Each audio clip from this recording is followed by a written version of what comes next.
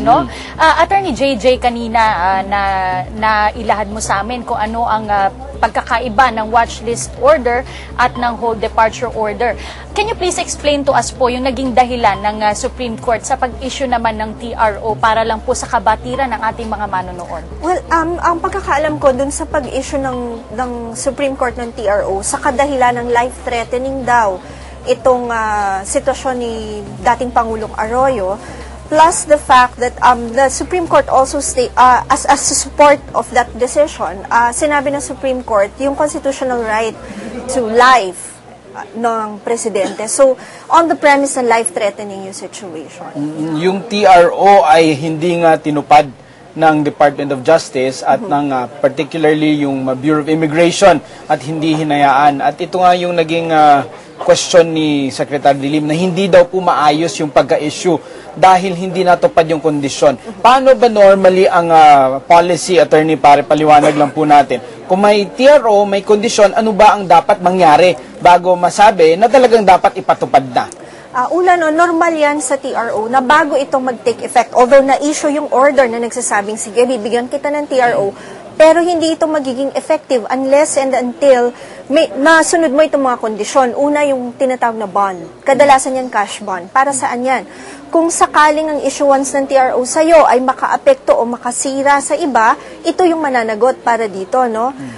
Pangalawa, yung iba pang kondisyon na sinasabi ay para lang mapatunayan na ikaw ay hindi tatakas sa batas. Kagaya nga nung pag-a-appoint ng iyong representative or attorney in fact para managot o tumanggap ng mga proseso ng korte at masiguro na ikaw ay haharap pa rin sa korte sakaling ipatawag ka nito. In this case, attorney, sinabi nga ni Secretary de Lima na hindi natupad ni dating Pangulong Arroyo itong mga kondisyones na ito at sinabi rin niya na hindi naman natanggap pa, hindi pa niya na-receive formally itong TRO kaya rin hindi niya ito sinunod.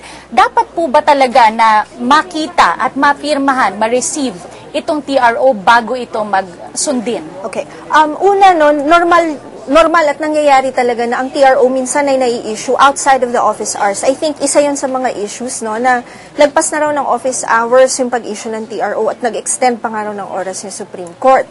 Pero malalaman mo nga kung ang TRO na in-issue ay conditional o hindi. Yun, I think, ang sinasabi ni Secretary de Lima na open-ended raw ang TRO.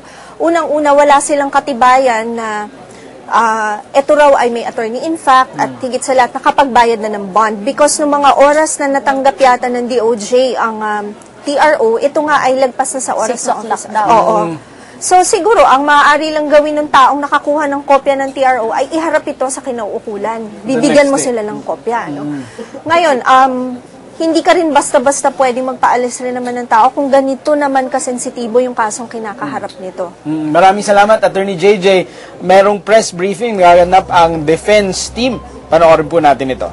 Sasagutin at alam na rin po namin kung ano yung mga ebidensya na aming ilalatag para sagutin yung mga katanungan dito sa Article 3. Sir, regarding dun sa revelation, yung sinabi kanina ni DOJ Secretary de Lima, yung sa dissenting opinion of Justice Sereno and Carpio, the Supreme Court should not hear first in the government explanation bakit sila nag-issue ng watchlist order before the Supreme Court issue the resolution or TRO para lumalabas na walang due process na nangyari?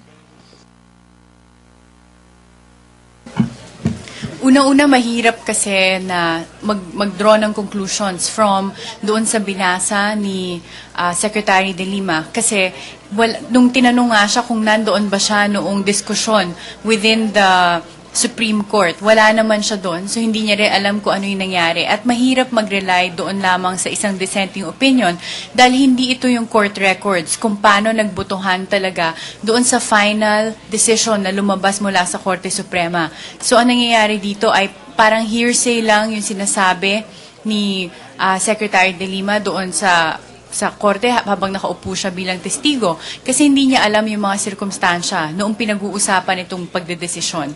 At kaya hindi siya pwedeng maging competent din na testigo tungkol dyan sa paano nagkabotohan. Pwede ako magdagdag para lang sa kabatiran ng ating mga nakikinig at sa inyo na maaring nagtatanong ano ba ang temporary restraining order. Para po naman nagkakaintindihan po tayo kung anong ating pinag-uusapan. Ang temporary restraining order po ay nakalahad sa Rule 58 ng ating Rules of Court. Ano ba ang sinasabi sa temporary restraining order? Ang temporary restraining order po ay ini-issue ng husgado if the court finds that there is what? Great and irreparable injury. Una po. Pangalawa, when the court sees that there is what? A clear and unmistakable right, or what you call a right in esse. Pangatlo, meron po bang violation ng right na ito? Now, tatanungin nyo kami, kailan ba nakakapag-issue ang husgado ng TRO para po maliwanag? Ang lower court po nakakapag-issue ng TRO, effective po ito ng 20 days. Ang Court of Appeals po nakapag-i-issue ng TRO, effective po ito 60 days. Ang Supreme Court po nakakapag-issue ng TRO, effective until further orders of the court. So, ano pong ibig sabihin pag nag-issue ang Supreme Court? Dire-diretso po yan until nilift nila. Ngayon, tatanungin nyo po kami. Baka tatanungin nyo kami, pwede po bang makapag-issue ng TRO na hindi dinidinig ang kabilang parte? Okay. Maliwanag po yan sa Rules of Court na meron tayong tinatawag na ex parte TRO. If there is urgency, if there is great and irreparable injury, ang lower court nakapag-issue ng 72 hours yan. Tapos diyan pa lang dinidinggin. And under the new amendment, ang trial court, Section 5 of Rule 58, pwede po mag-issue yan without notice and hearing for grave and irreparable injury. 20 days ang TRO po ng trial court. Now, ngayon, ang Supreme Court, pag nilapitan po o nagdulog ng TRO, kailangan po bang i-hear? Depende po sa kanila yan. Because under Rule 49 ng Rules of Court, ang motion sa appellate court ay dinidinig lamang kung sinasabi ng mataas na kapulungan or mataas na husgado. Ganun po yan. Para po tayo magkaintindihan kung saan po nanggagaling ang usapin tungkol sa TRO. So another question regarding nung tinanong ni Cueva si DOJ Secretary if there is a conspiracy nga. Sabi niya based on the dissenting opinion and based doon sa mga nakita niya pagpapalabas ng TRO, yes, there is a conspiracy. Ano po reaction niyo doon? Well, malinaw doon sa tanong, no? Kung ano yung pangyayari, no? Ngunit hindi malinaw doon sa sagot. No? Kasi medyo mahaba ho yung sagot, pero sa huli naman ho, sinabi rin naman na may conspiracy. Ngunit, ang maganda ho kasi doon, bakit mo kailangan i-single out si Chief Justice Corona kung 8 mahistrado ang nag-issue ng TRO? Pangalawa, hindi naman nila napakita o napatunayan na merong ginawang positive act o may ginawang maniobra dito si Chief Justice Corona upang makakuha sila ng TRO, no? Pangatlo, wala rin naman sa testimonya. Kung makikita natin, napakinggan natin yung no? Napakinggan natin yung testimonya ng testigo. Ang mga nasabi naman niya dito, nasabi niya na before, no? Nung mainit pa tong issue na ito, napag-usapan na to sa publiko. Ngunit, wala talagang matibay at malinaw na ebidensya na magsasabi talaga na si Chief Justice Corona ay may ginawang mali, no? O meron siyang ginawang sabihin na natin na pag-impluwensya, no, doon sa iba niyang mga kasamahan para bumoto sila dito, no? Wala rin namang ebidensya na magpapakita na kaya nila inisyu tong TRO na to dahil gusto nilang patakasin yung dating presidente, no? So hindi ho natin narinig yan doon sa testimonya ng testigo. Ngunit malinaw, nung tinanong siya kung may conspiracy ba dito, sinabi niya meron. Ngayon, ang tanong, why single out the Chief Justice for a collegial act by the Supreme Court? Sorry, idadagdag ko lang. Yung sagot dito ng ating testigo na si Secretary De Lima kung meron talagang conspiracy, ito yung sarili niya opinion na hindi ito ibig sabihin na talagang may napatunayan na conspiracy. Ibig sabihin, tinanong siya, sa palagay mo ba may conspiracy at kung sasabihin mong meron, then bakit ang sinisisi mo lang ay si Chief Justice Corona? Pero ang isang dapat tandaan natin sa ating batas, meron hong definition ang pagsasalang conspiracy. Hindi to basta-basta sasabihin mo na isang grupo kayo na nagdesisyon ay may conspiracy na. Kailangan mapatunayan ito na acting together at talaga nag-agree kayo na gagawin natin ito na may gagawin kayong krimen. Kaya hindi ho basta-basta pwedeng pagbintangan ng tao na may conspiracy at sasabihin na ginawa ito. Yan po ang press briefing ng Defense Panel. Panoorin po muna itong ating paalala from our government partners.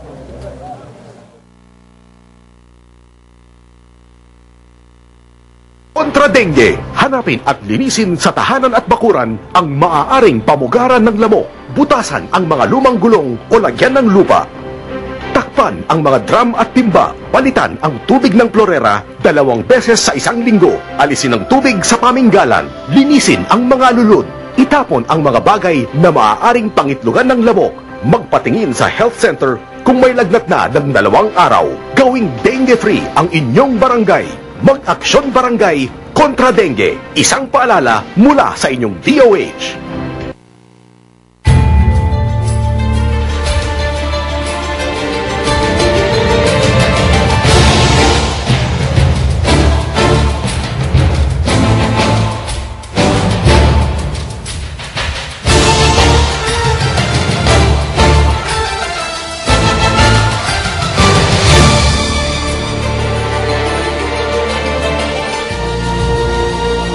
Kanina, Mark, before the break ay napanood natin ang bahagi ng press briefing na isinasagawa sa kasalukuyan ng defense team. Nagwakas itong Day 22 na paglilitis sa cross-examination dito sa witness for Article 7 na si Secretary Laila De Lima.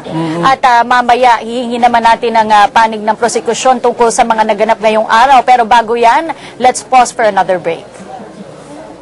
Ganap ang dengue, mag-abakada, aksyon barangay kontra dengue. Hanapin at linisin sa tahanan at bakuran ang maaaring pamugaran ng lamok, butasan ang mga lumang gulong o lagyan ng lupa.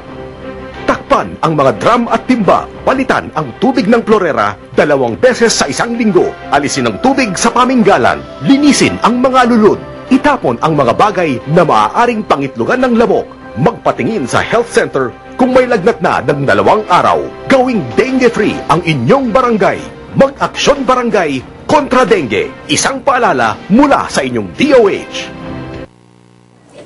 Kasama natin from the prosecution, Congressman Erin Tañada. Magandang gabi po, Congressman. Magandang gabi, Mark at Kathy. Kanina po ay nagpasya ang prosecution na hindi na ituloy itong paglalabas ng ebidensya with regard to Article 3. Bakit po? Well, unang-una, napag-isipan po ng prosecution team na sapat na po yung ebidensya na ihaharap tungkol sa judicial conduct, no?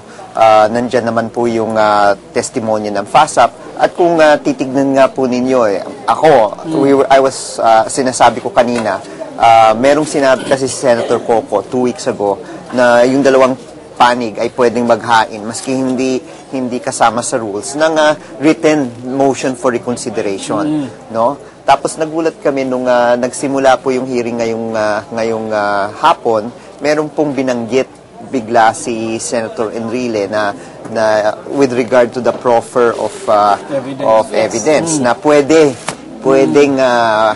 i-appreciate yan kung if it will be formally offered at the end, no? So sa tingin po namin itong dalawang sitwasyon ay pwedeng gamitin ng prosecution para maghain yung written MR para just to stress a point kung bakit importante po yun sa usapin ng PAL-FASAP and judicial conduct. Ngayon, yung sa tanong mo, why did we also decide to leave the other two, sa tingin namin, well, ako, pinag-aralan po namin yung testimonya po ni Ginoong Visconde, no?